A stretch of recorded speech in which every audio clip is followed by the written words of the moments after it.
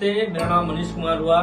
आइए हम आपको एक न्यू वीडियो की और ले चलते हैं और बताते हैं आपको कि अपने नेक को या अपर बैक को कैसे स्वस्थ रख सकते हैं बिना किसी मेडिसिन का, बिना किसी इंजेक्शन का। तो आइए हम आपको बताते हैं।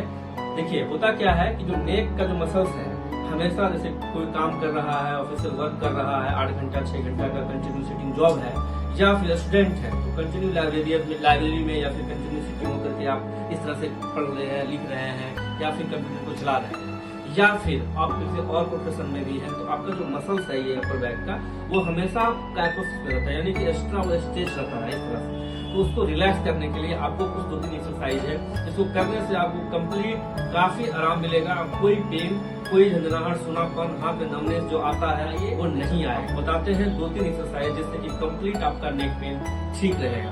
तो इसमें करना क्या है कि ये जो मसल्स है यहाँ पे, इसको रिलैक्स करके हाथ को ये करके इस तरह से ऐसे स्ट्रेच करना है पूरा। ये स्ट्रेच करना है और 1 2 3 4 5 6 7 8 9 10 रिलैक्स, फिर ये रिलैक्स करना है। इसको रिपीट करना है 10 टाइम। दूसरी चीज क्या है, नेक को एक हाथ को इस हाथ को यहाँ पे सिर्फ ईयर के पास इस तरह से बना लेना है, ठीक है, इस तरह से, और इसको यहाँ रखना है, रिलैक्स।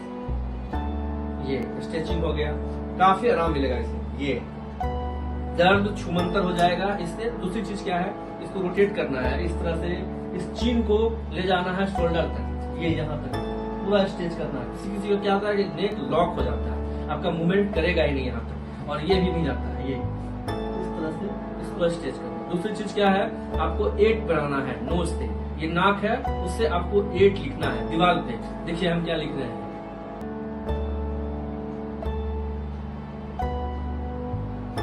ये भी आप कर सकते हैं। दूसरी चीज क्या है, अगर 45 मिनट आप देखते होंगे कि स्कूल का जो घंटी होता है या कहीं भी आप कोई काम कर रहे हैं, तो 45 मिनट के बाद आपका एक लंच ब्रेक या कुछ भी देता है, एक पीरियड जो होता है 45 मिनट का होता है। क्यों होता है कि बॉडी जो है ना कंटिन्यू सिटिंग में रहने के बाद वो 45 मिनट के बाद ब्लड सर्कुलेशन फिर वहाँ डिमिनिश हो जाता है, यानी कि कम हो जाता है। उसको फिर रीजनरेट करने के लिए आपको सिर्फ टेकिंग यहाँ कुर्सी से उठ जाना है और अपने बॉडी को यहाँ पे लेकर के पूरा इसको स्ट्रेच करना है, पूरा पैर। देखिए मेरा जो एड़ी है, ये एड़ी पूरा उठ जाएगा, ये पूरा देखिए, ये पूरा प्रॉपर जो है एड़ी जो है ये उठ जाएगा।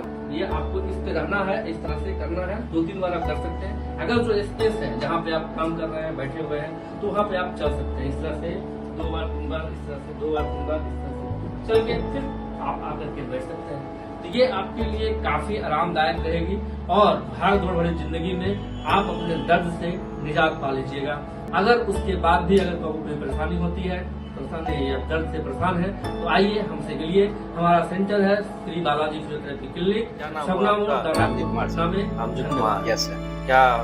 क्या था आपको? शरीर में झंझनाहट होता था सर।